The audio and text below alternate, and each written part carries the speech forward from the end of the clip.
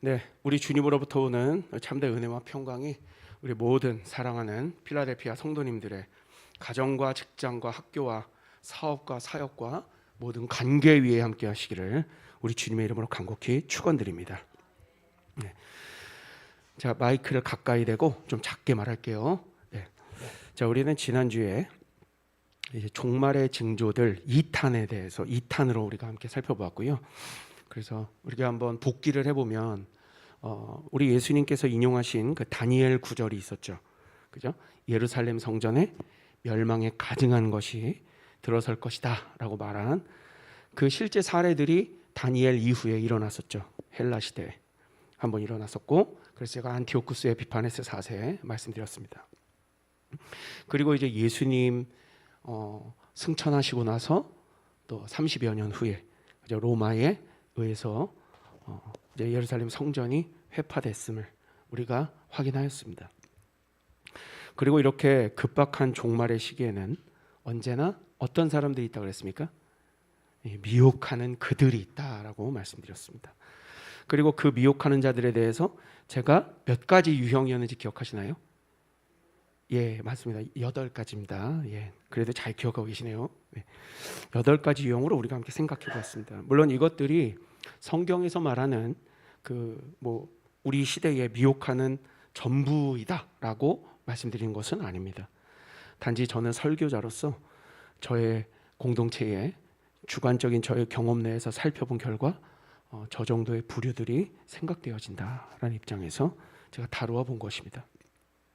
그리고 제가 알지 못하는 그런 또 다른 부류의 미혹하는 그들이 얼마든지 있을 수 있습니다. 중요한 것은 우리가 뭘 해야 되는 겁니까? 주의해야 되는 거예요.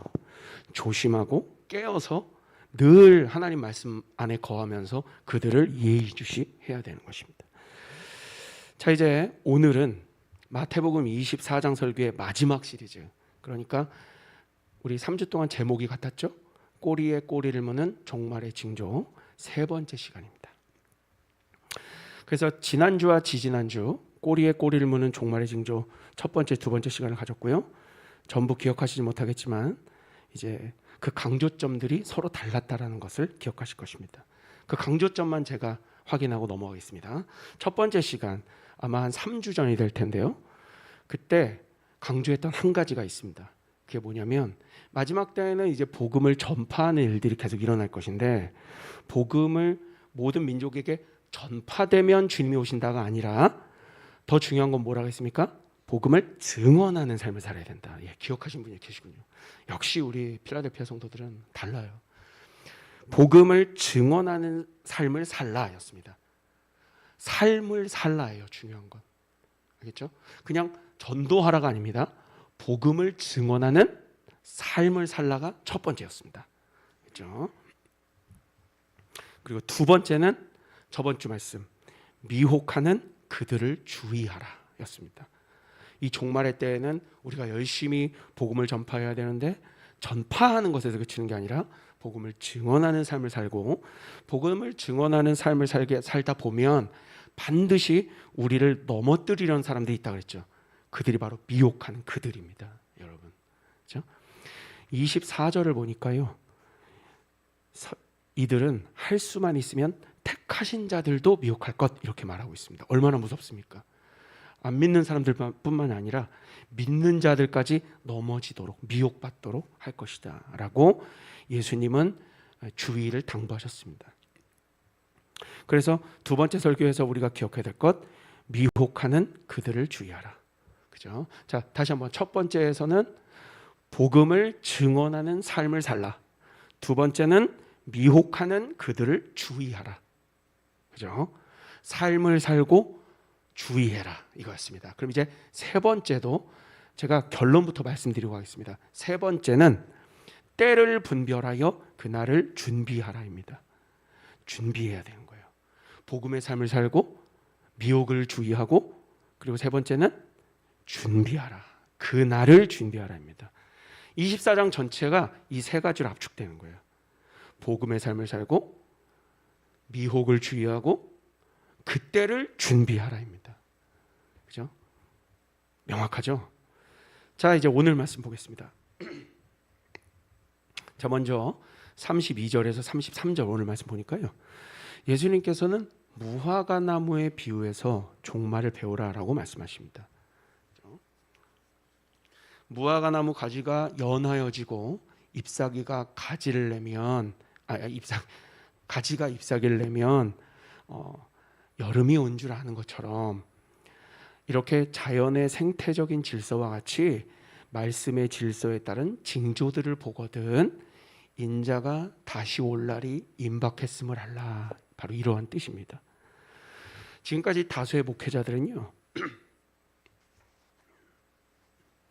이 무화과 나무의 비유를 해석할 때 이스라엘이 곧 무화과 나무다 이렇게 종종 비유하기 때문에, 그래서 AD 70년에 심판받고 완전히 멸망하게 될 이스라엘이 다시금 그 가지가 연하여지고 잎사귀를 내는 일이 생기면, 그죠? 그러니까 가지가 연하여진다는 건 즉 겸손하여지고 영적으로 겸허하게 준비하는 그런 징조가 보이게 되면 여름 곧 종말이 온 줄 알라 이렇게 해석하는 분들이 계셨거든요. 그런데 왜 갑자기 여름이 종말이 되는가 하면, 이거 사실 원어적으로요, 헬라어로 보면 여름과 종말이라는 말이 서로 비슷한 음가를 가지고 있기 때문이에요. 여름은 때로스라고 합니다. 때로스, 세타를 쓰니까 이 떼베낄 때 그 때로스, 그리고 종말은 텔로스입니다.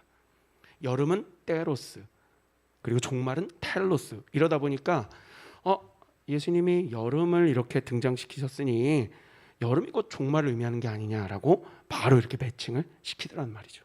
공교롭게도 또 음가가 비슷하니까 말이죠. 그렇죠?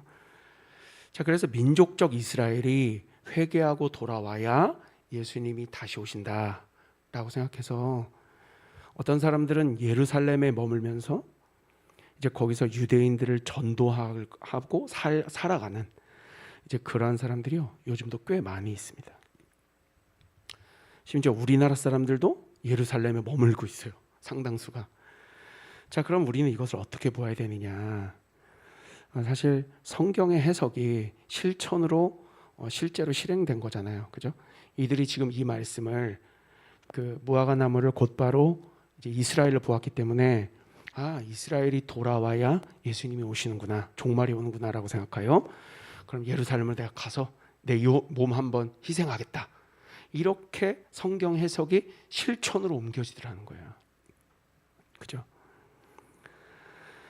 자, 물론 유대교를 믿는 이스라엘에게 복음을 전하는 일은 옳은 일입니다. 우리가 그렇게 해야 되고요.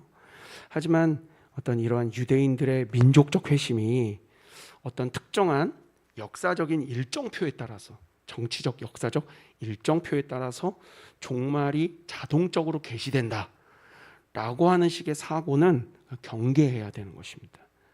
그렇죠? 그거는 자의적 해석이에요. 그러니까 어쩌면 이분들은 이스라엘 민족에게, 실제 지금 제 유대인들에게 빨리 복음이 전해져야 예수님의 재림이 앞당겨진다라고 생각하는 것 같습니다. 만약 그렇게 생각한다면 이건 매우 위험한 발상입니다. 자, 왜 그렇습니까? 우리의 열심으로 예수님의 재림을 앞당기거나 늦출 수가 있습니까? 절대 그럴 수 없습니다, 여러분. 주님의 때에 주님의 일을 하시는 거예요. 때는 하나님만 아시는 거예요. 건방지게 우리가 뭐라고 내가 열심히 복음 전해서 예수님 빨리 오시게 해야겠다라는 생각은 애초부터 접으십시오. 그러니까 복음 전판 그렇게 하는 게 아니에요. 그 출발점은 하나님이어야 해요. 하나님께서 나에게 소명과 사명을 주셨기 때문에 내가 언제 오실지 모르지만 이 일을 죽을 때까지 하는 거지, 내가 열심히 해서 우리 주님 오심을 앞당기겠다, 그건 매우 교만한 처사입니다, 여러분.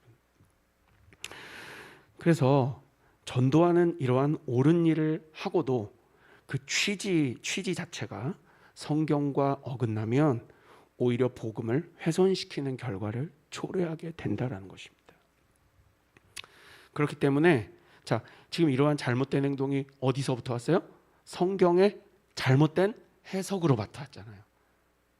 성경 읽기는 첫 번째 중요하고 그 다음으로 제일 중요한 건 성경의 올바른 해석입니다. 이 성경 해석 때문에 이단이 나오는 거예요, 여러분. 그렇죠? 자, 물론 저는 이러한 갑자기 이렇게 여름을 종말, 그리고 무화과 나무를 이스라엘, 이런 식으로 이렇게 매칭시키는 것을 영어로는 알레고리컬하다라고 말하고 우리나라 말로는 풍유적 해석이라고도 말해요. 그렇죠? 자, 그렇다고 성경에서 모든 풍유적 해석을 금지해야 된다라는 건 아닙니다. 그런 건 아니에요. 요한계시록 같은 경우에는 그런 풍유적 해석이 들어갈 수도 있어요. 어떤 것들은.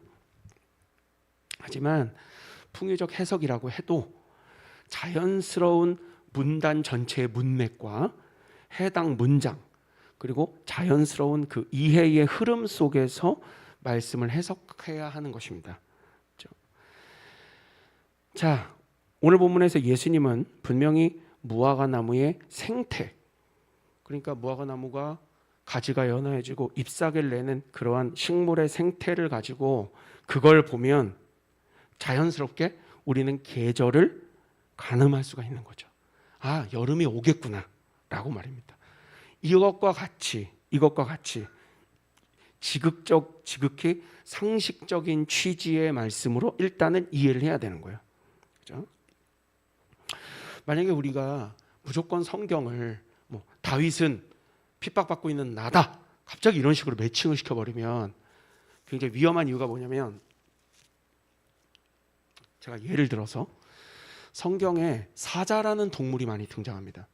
근데 사자는 유다의 사자, 그러니까 유다 지파에서 나오는 왕과 같은 사자를 그렇게 풍요적으로, 그죠? 상징으로 내세웠거든요. 그건 누구를 가리키는 거예요? 예수님을 가리키는 거예요. 그죠? 자, 그런데 너희 원수가 우는 사자같이 삼킬 자를 찾는다 해서 그 사자는 뭐예요? 사탄이잖아요. 그러면은 사자는 예수님입니까? 사탄입니까? 쉽지가 않죠. 그러니까 무조건 성경에서 무화과 나무는 이스라엘이다 이렇게 말하면 안 된다라는 거예요. 그럼 어떤 속에서 그걸 이해해야 된다? 문맥 속에서요. 사탄이, 그러니까 원수가 우는 사자같이 그 앞뒤 맥락이 있을 거 아닙니까? 그럼 그 사자는 그건 사탄을 의미하는 거예요. 하지만 유다의 사자는 그 맥락 속에서 유다 지파에서 사자와 같이 온, 그죠? 초원을 다스리는 왕이 우리에게 오시겠구나. 그건 그 문맥 속에서 쓰이게 된 거죠. 이해되시죠? 그래서 문맥에 따라 달라진다라는 것입니다. 이렇게 무화과 나무의 생태적 현상을 보고 계절을 가늠할 수 있는 것처럼 어떠한 징조들을 보고 종말의 때를 가늠할 수 있다라는 취지의 말씀을 하신 거예요. 그게 바로 무화과 나무에서 배우라라고 말씀하신 겁니다. 자, 그리고 이제 이어지는 34절 보겠습니다. 34절에서는 이 세대가 지나가기 전에 이 일이 일어나리라 라고 말씀하시죠. 자, 우리가 지난주에 살펴보았던 것처럼 예수님께서 다니엘서를 인용하시면서 멸망에 가증한 것이 거룩한 곳에 선 것을 보거든 이라고 말씀하신 이것도 종말의 징조였잖아요. 그죠? 그리고 무엇보다 이것을 이중적인 예언이라고 제가 말씀드렸습니다. 자, 1차적으로는 멸망에 가증한 것이 거룩한 곳에 선 것을 본다라는 것은 1차적으로는 예루살렘 성전의 파괴와 멸망이었습니다. 그리고 2차적으로는 최후의 종말, 즉 예수님의 재림이었던 것처럼 그렇게 두 가지를 모두 예언했던 거죠. 그것처럼 오늘 본문도요. 이 세대가 지나가기 전에 이 일들이 일어나리라라는 것도 이중적인 예언의 말씀으로 볼 수 있습니다. 자, 이 세대라는 것은 우리가 한 세대라고 한번 생각해 보세요. 한 세대라고 하면 어린아이부터 노인에 이르기까지 대략 한 6, 70년 정도? 그렇게를 우리가 한 세대라고 하죠. 한 세대. 그러면 예수님께서 이 세대가 지나가기 전에 이 일이 일어날 것이다 라고 했으니 예수님이 33살에 지금 이 말씀을 하신다라고 치면, 그죠? 예수님 그리고 승천하시죠? 그리고 나서 약 37년이 지난 후에 뭐 어떤 일이 일어나요? 예루살렘의 성전의 파괴가 일어나잖아요. AD 70년에. 그죠? 그러니까 정말로 한 세대가 가기 전에 이 예언이 성취되었다라는 사실을 우리는 충분히 알 수 있습니다. 자, 그리고 나서 35절 이하를 한번 볼게요. 오늘 본문 35절 이하를 보면 이 예언이 예루살렘 성전 파괴를 넘어 세상의 종말, 즉 예수님의 재림을 향하고 있다라는 것을 분명히 알 수 있습니다. 저 여러분들이 한 번만 읽어주세요. 마태복음 24장 35절에서 39절 여러분이 한번 읽어주십시오. 시작.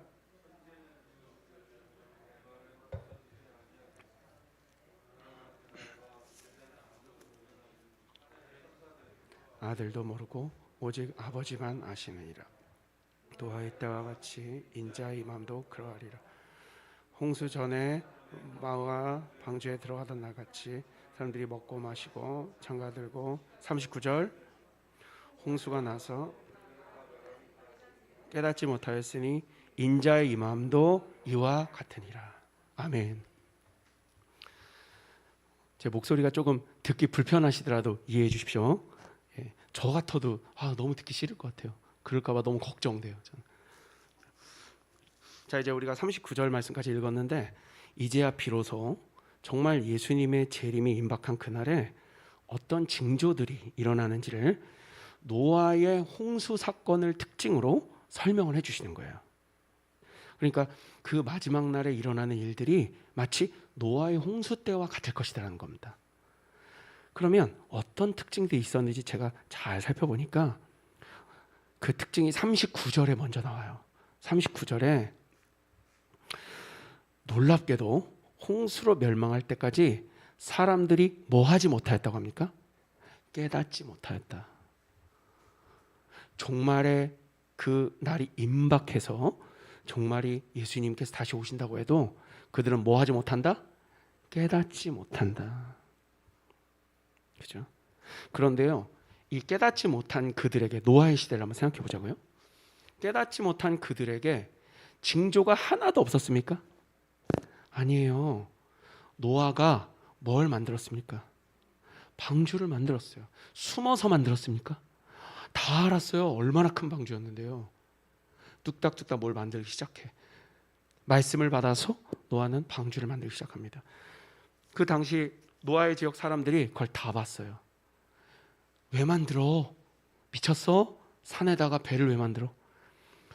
노아는 하나님께서 내게 말씀하셨어 라고 하고 그걸 굿하게 만들었겠죠. 그러니까 사람들이 핑계할 수 있어요, 없어요? 핑계할 수가 없어요. 징조를 주셨잖아요. 노아의 방주는 곧 무엇입니까? 구원이잖아요. 구원. 구원을 계시해 줬어요. 계시는 보여주신단 말이에요. 그것도 산에다가. 멀리서 보면 다 보여요. 누구든지. 그렇죠? 이 방주를요, 수십 년에서 심지어는 100년 이상으로 보기도 합니다. 만든 기간을. 이렇게 사람들은 노아가 방주 만드는 것을 보았음에도 이들은 전혀 깨닫지 못하고 알려고 하지도 않습니다. 이게 징조예요. 하지만 징조는 이들 눈앞에 점점 완성되어 갑니다. 점점점 완성되어 가요. 방주가 완전한 모습을 이제 갖추게 됩니다. 그러니까 우리가 정확한 때는 알지 못하지만 점점 임박해 온다는 것은 알 수 있다는 얘기예요. 방주가 점점 지어져 가잖아요. 그죠? 그러니까 무화과 나무가 연하여지고 잎사귀를 내면 이것과 똑같은 것은 방주가 점점 지어져 가는 것을 보면 똑같은 겁니다. 여러분. 그러면 여름이 온다. 방주가 다 지어지면 뭐가 온다? 홍수의 심판이 온다라는 거예요.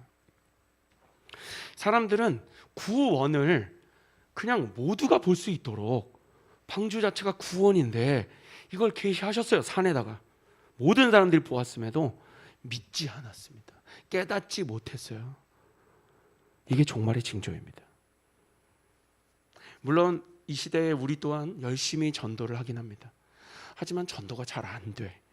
그건 우리의 스킬이 부족해서라든가 시대가 악해서라든가. 시대가 악하지 않았던 때는 언제입니까, 여러분? 6.25 때는 시대가 안 악했어요? 일제시대 때는요? 조선이 시대 때는요? 70년대는 뭐 평화롭기만 하던 시대였습니까? 언제나 악했어요, 시대는. 여러분, 그렇죠?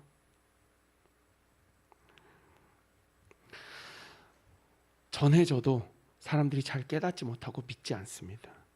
그런 일들은 언제나 있어 왔어요. 하지만 그래도 우리는 어떻게 해야 돼요? 전해야 되는 거예요. 방주를 계속 지어야 되는 거예요, 여러분. 그렇죠? 자, 이게 첫 번째 특징입니다. 사람들이 깨닫지 못하더라. 두 번째는 38절에 있습니다. 38절에, 자, 38절을 보면 노아가 방주에 들어가던 날까지 사람들이 뭐 하고 있었습니까? 먹고 마시고 시집가고 장가들고. 자, 뭐 이게 특별한 일입니까? 특별한 일이 아니에요. 이건 그냥 현생입니다. 사람들이 종말이 임박해 오는데도 그냥 현생을 살아가는 거예요. 공부하고 대학 가고 자식들 시집장가 보내고 나 결혼하고 애 낳고 회사 취업하고 승진하고 놀러가고 이런 일반 사람들의 모든 현생의 삶을 그저 아무 경계 없이 살아가더라는 거예요. 중요한 건 이겁니다. 현생의 삶을 노아도 똑같이 살았어요. 노아는 밥 안 먹습니까? 밥 먹었어요. 그죠? 방주를 짓다가도 저녁 되면 집에 들어와서 밥을 같이 먹었습니다. 하지만 노아는 뭘 듣고 뭘 준비했어요? 하나님의 말씀을 듣고 구원의 방주, 즉 그 날을 준비했던 거예요. 여러분, 물론 노아도 정확한 때를 알아요, 몰라요? 몰라요. 그때가 돼서야 가르쳐 주셨어요. 그죠? 그저 노아가 했던 일은 현생을 똑같이 살아가는데 하나님 말씀에 순종한 것밖에 없어요. 가족들과 온갖 동물들과 함께 방주로 들어가는 명령을 받았을 때 알았어요. 그때야 홍수가 임한다. 자, 오늘 본문에서 말씀하고 있는 종말의 특징은 첫 번째, 대다수의 사람들이 깨닫지 못하더라. 그렇다고 계시를 안 보여주신 것이 아니죠. 지어져가는 방주로 그 징조를 분명히 보여주셨습니다. 하지만 깨닫지 못했기 때문에 뭘 하지 못합니까? 준비하지 못합니다. 이게 너무나 중요한 거예요. 준비를 안 해요, 사람들은. 여러분, 제가 오늘 설교 세 번째 핵심 우리에게 주신 명령 뭐라고 말씀드렸습니까? 그날을 준비하라는 거예요. 노아처럼 말이죠. 사람들은 현생을 살아갑니다. 먹고 마시고 시집가고 장가가고 공부하고 승진하고 장사하고 돈을 법니다. 도대체 뭘 위해서요, 여러분? 도대체 뭘 위해서요? 내 자식들 위해서? 내 자식들 위해서 내가 돈 벌고 그들을 잘 부양하면 그들이 예수를 믿던가요? 준비해야 될 거다니까. 준비. 뭘 준비하라는 겁니까? 그 다시 오심을 준비하는 게 뭔지는 나중에 설교하겠습니다. 지금 이걸 다 말해버리면 다음 주에 설교거리가 없어져요. 그러니까 어쨌든 누구는 오로지 자아 실현을 위해서만 살아갑니다. 이것이 사람들의 현생입니다. 그러다가 예수님은 어떻게 오십니까? 예고하고 오세요. 자, 나 2030년 7월에 오겠다. 그렇게 말씀 안 하세요. 제가 지난주에 첫 번째로 시한부 종말론자를 주의하라고 했죠. 지금 이 시대는 없는 줄 아십니까? 있어요. 젊은이들 사이에서. 유튜브에 FTNER라고 쳐보세요. FTNER.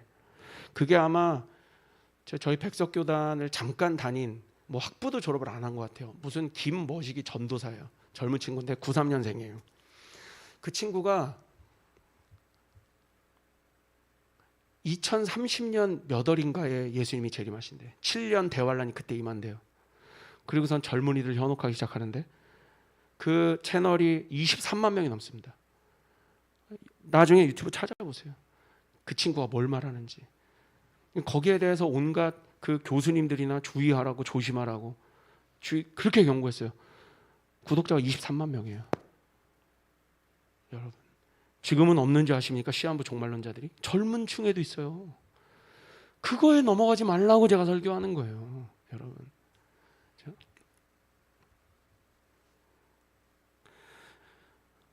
현생을 그저 살아가는 사람들은 결국은 준비하지 않습니다. 이게 무서운 거예요. 자, 오늘 말씀 40절에서 44절도 여러분들이 한번 읽어주십시오. 40절에서 44절. 자, 함께 읽습니다. 시작. 그때에 두 사람이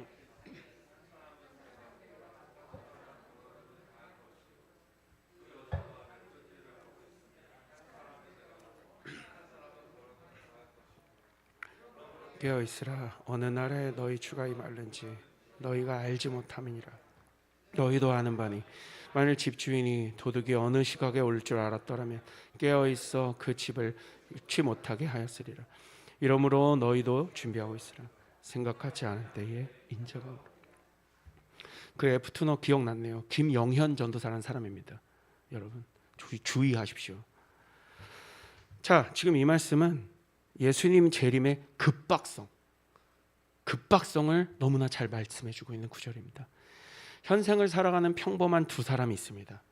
밭에서 똑같이 상추를 뽑고 있어요. 밭일을 한다. 결국 자기의 직업에 그 일에 충실한다는 얘기예요. 근데 그날에 한 사람은 데려감을 당하고 한 사람은 버려둠을 당합니다. 똑같은 직업을 가진 두 여인이 똑같은 한 회사에서 똑같은 업무를 봅니다. 같이 점심 식사 샐러디 가서 샐러드 먹습니다. 똑같아요. 커피도 마십니다. 수다도 떨고 공원에서 산책도 합니다. 그리고 다시 업무를 복귀해요. 오후 3시쯤 예수님이 재림하신 거예요. 그 중에 한 사람은 데려감을 당하고 한 사람은 버려둠을 당합니다. 이렇게 그 누구도 우리의 현생 속에서 생각하지 않은 때에 예수님은 다시 오시겠다라고 분명히 말씀하고 있습니다. 자, 여러분 생각해 봅시다. 비슷한 학력에 같은 직장에서 비슷한 실적을 내고 결혼하고 애 낳고 심지어 같은 교회를 다니는 두 가장 남성이 있습니다. 40대 가장 남성이 있어요. 둘 다 교회를 다니고 둘 다 직분도 받았습니다. 이렇게 가족을 지키며 잘 살고 있는 두 가정의 가장들 중에 한 사람은 데려감을 당하고 한 사람은 버려둠을 당합니다. 둘 다 똑같이 교회를 다니는데 말이에요. 이런 일들이 비일비재하게 일어날 겁니다. 도대체 무엇이 다른 것일까요? 무엇이 다른 걸까요? 여러분, 중요한 것은 이것입니다. 아까 첫 번째 이 급박성에 있어서 첫 번째 징조가 뭐라 그랬죠? 노아 시대 사람들이 뭐 하지 못했다? 깨닫지 못했다. 준비하지 못했다는 두 번째고요. 깨닫지 못했습니다. 뭘요? 뭘 말입니까? 그 사람들도 예수 믿었을 거 아니에요. 예수 믿는다라고 말하는 걸로 되는 게 아닙니다. 복음의 진리를 깨닫지 못한 것입니다. 다른 말로는 하나님의 은혜를 입지 못했고 은혜를 깨닫지 못한 겁니다. 같은 교회를 다니는데 집사, 권사, 장로인데도 말이에요. 여러분, 하나님의 은혜를 깨닫지 못하면 예수를 주님으로 고백할 수 없습니다. 물론 자기 현생의 삶을 살면서 가짜로 입으로만 나 예수 믿는다고 말할 수 있어요. 얼마든지 말할 수 있어요. 이걸 옛날 청교도 매튜 목사님은 유사 그리스도인이라고 말하잖아요. 유사 그리스도인. 천국문 바로 앞까지 갔다가 빠꾸를 당하는. 얼마나 두렵습니까, 여러분? 여러분, 예수를 주로 고백한다는 것은 단지 입술로만 내뱉는 말이 아니에요. 여러분, 진리를 깨닫다는 말은, 그리고 예수님을 주로 고백한다는 것은 삶 전체로 자신의 신앙을 고백하고 증거하는 것을 말합니다. 제가 예수를 전파하는 것이 중요하다고 했어요? 예수님을 증언하는 것이 중요하다고 했어요? 예수님을 삶으로 증언하는 게 중요하다고요. 그냥 예수 믿으세요, 예수 믿으세요 전파하고 다니는 것은 의미가 없어요. 명동 나가 보십시오. 50년 동안 예수님 믿으라고 하시는 분들, 여러분, 물론 그것도 필요하지만 열매는 거기서 오는 게 아니에요. 그 사람의 삶 전체가 예수 그리스도의 공생애적 삶을 드러내야 되는 거예요. 여러분 노아를 보십시오. 노아는 하나님 복음의 진리를 깨달았어요? 못 깨달았어요? 깨달았어요. 그러니까 노아는 자기가 생각한 홍수를 대비한 게 아니었단 말이에요. 하나님의 말씀을 듣고 그대로 순종했어요. 한 치 오차도 벗어나지 않았어요. 우리가 거기에 집중하지 않아요. 하나님 말씀대로 순종하는 것이 노아 시대의 노아에게 주어진 사명이었단 말이에요. 그러니까 깨달은 사람과 깨닫지 못한 사람의 삶은 확연히 차이가 납니다. 현생의 삶은 비슷해요. 우리 똑같이 도너츠도 먹고, 그죠? 저 꽈배기 좋아하는 거 아시고 꽈배기도 사다 주시고, 그죠? 우리 그렇게 현생을 똑같이 살아갑니다. 하지만 노아는 달랐어요. 뭐가 달랐냐면 똑같이 밥 먹고 똑같이 일하고 돈 벌고 그렇게 사는데 중요한 건 노아의 삶이 하나님의 말씀에 의해 끌려다닌다는 거예요. 하나님의 명령에 의해 이끌려 다니는 거예요. 능동적인 내가 주인이 되어서 내 삶을 내가 진취적으로 살아보겠어가 아니고 수동적인 삶이었단 말이에요. 주체가 누구였어요? 하나님이셨어요. 이게 깨달은 거예요. 여러분, 이게 깨달은 거예요. 자기 마음대로 살지 않아요. 그러니까 예수님을, 하나님을 내 자아를 실현하기 위한 도구로 쓰는 사람들이 너무 많아요. 나 뭐 하고 싶은데 하나님 이거 들어주세요. 그런 기도는 애초에 나올 수가 없는 거예요, 여러분. 그걸 조장하는 교회들은 다 가짜예요. 하나님이 주인이 되셔서 나를 하나님께 맞춰야 되는 거예요, 여러분. 그건 쉽지가 않습니다, 물론. 근데 그게 진짜 종말을 준비하는 삶이에요. 어렵겠지만 다 수도승처럼 살지 못해요. 현생을 살잖아요. 똑같은 자동차 타고 똑같은 돼지갈비 먹고 똑같은 집에서 살고, 하지만 그 방향성이 다르다라는 거예요. 돈의 씀씀이가 다르고요. 뭔가 달라요. 왜 그렇습니까? 하나님의 명령대로 순종하는 삶을 살기 때문에 그래요.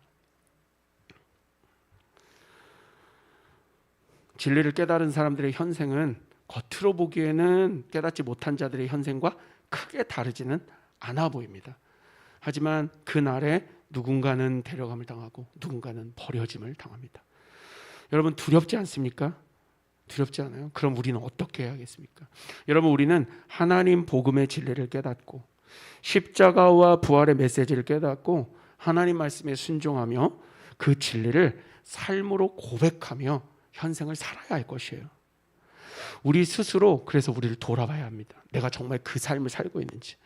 자, 이제 마지막 45절부터 51절 여러분들이 한번 읽어주십시오. 마지막입니다. 마태복음 24장 45절부터 51절 한 목소리로 시작.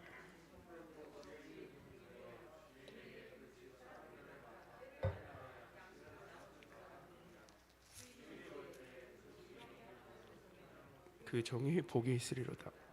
내가 진실로 너희에게 이르노니 주인이 그 모든 소유를 그에게 맡기리라. 만일 그 악한 종이 마음에 생각하기를 동료들을 때리며 술 친구들과 더불어 먹고 마시게 되면 생각하지 않은 날 알지 못하는 시각에 그 종의 주인이 이르러 엄히 때리고 외식하는 자가 받는 벌에 처하리니 거기서 슬피 울며 이를 갈리라. 지금 이 말씀을 읽으면서 종말을 준비를 안 한다고요? 예수님이 지금 농담하시는 게 아니잖아요. 아무도 몰라요, 여러분. 이제 예수님의 재림을 기다리는 방식은 충성된 종의 삶을 살아가는 방식으로 이제 드러나게 됩니다. 여러분, 종이라는 것은 잠시 출타한 주인으로부터 해야 할 일을 분배받은 사람이에요.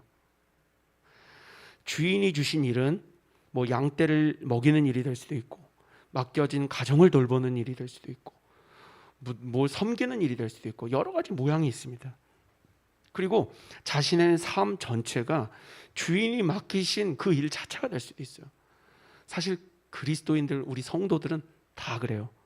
내 삶 전체가 주님께서 맡기신 청지기적 삶이었어. 내 멋대로 돼야 되는 건 아무것도 없어요. 다 하나님께 여쭙고 주인께서 내려주신 그 명령에 따라서만 살아야 하는 그런 책임을 부여받은 게 우리들의 삶인 것이에요. 따라서 여러분, 뭐 우리의 직업은 두말할 것도 없습니다. 우리 존 칼빈 선생님은 그 직업에 대한 소명에 대해서 일깨워 주신 분이었어요. 당신이 하고 있는 그 직업이 무엇이든 간에 하나님의 영광이 당신의 직업으로 드러나게 하라는 겁니다. 우리가 무슨 뭐 살인 청부업자, 이건 직업이 아니잖아요. 이건 범죄자잖아요. 그런 직업 말고요. 우리 주변 환경, 이 국가에서 직업으로 넓게 인정해주는 알바까지도 상관없습니다. 그 모든 일들을 하나님의 영광을 위해서 하라는 거예요. 여러분, 그래서 주인이 다시 올 것을 믿고 기다리는 모든 종들은 자신이 현재 위치한 삶의 위치가 자기 것이 아니라 주님으로부터 맡겨진 것이라고 당연하게 여깁니다. 따라서 그의 삶을 함부로 살지 않는다는 거예요. 인생을 즐기는 것으로 여기지 않아요. 제가 회사 다닐 때, 초년병 회사 다닐 때 현대카드 광고 중에 이게 유행했어요. 아버지는 말하셨지, 인생을 즐겨라. 근데 그게 나중에 알고 봤더니 아버지는 망하셨지, 인생을 즐기다. 그게 맞는 말이라는 걸 깨달았죠. 우리들의 인생은 인생을 즐기는 게 아니에요. 하이델베르크 요리문답 1장 1절을 보면 뭐라고 나오냐면, 인간의 본분은 첫 번째 하나님을 영화롭게 하는 것과 두 번째 하나님을 즐거워하는 것이다. 영어로는 enjoy라고 나와요. 즐기는 건 내 삶을 즐기는 게 아니라 누구를 즐기는 거예요? 하나님을 즐기는 거예요. 이게 너무 복된 일 아닙니까? 저는 우리 장년분들, 저는 하이델베르크 교리문답으로 이 성경 공부를 하고 싶어요. 너무 은혜로운 교리 가르침이거든요. 와, 어떻게 그 딱딱한 교리 첫 번째에 인간의 본분은 하나님을 영화롭게 하고 그분을 영원토록 즐기는 것이다라고 말할 수가 있을까요? 너무 은혜 받았어요, 저는. 여러분, 인생을 즐기는 게 아니라 우리는 누구를 즐기는 것이다? 우리 하나님을 즐기는 거예요. 즐거워하는 거예요, 주님과 함께. 그렇게 하나님을 즐거워하고 하나님을 영화롭게 하는 사람들은 누구든지 다 주인에게 받은 소명이 있습니다. 그래서 48절에처럼 종이 주인이 더디 오리라 생각하지 않아요. 내일 오실 수도 있다. 오늘 오후에 오실 수도 있다. 늘 그렇게 준비합니다. 하지만 방탕한 삶을 사는 종도 있습니다. 오늘 본문에서처럼. 자, 이 종은 결국 어떻게 됩니까? 뭐 이거 제가 체크하지 않아도 여러분들이 다 아시잖아요. 어떻게 됩니까? 심판받습니다. 결코 잔치에 참여하지 못해요. 여러분, 저는 99년도에 군대를 갔습니다. 군대를 99년도에 갔는데 육군이었고요. 막 저는 전방에 있지는 않았어요. 약간 후방에 있었어요. 그 17사단이라고 아실지 모르겠는데 인천에 있거든요. 거기에서 이제 훈련을 받고 용인에 있는 55사단 군악대에서 군생활을 했습니다.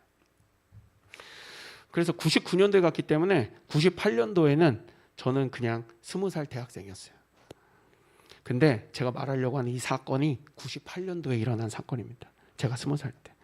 그리고 군대 가기 바로 직전이라서 제가 그 기사가 아직도 생각이 나요. 뭐냐면 1998년 12월 17일이에요.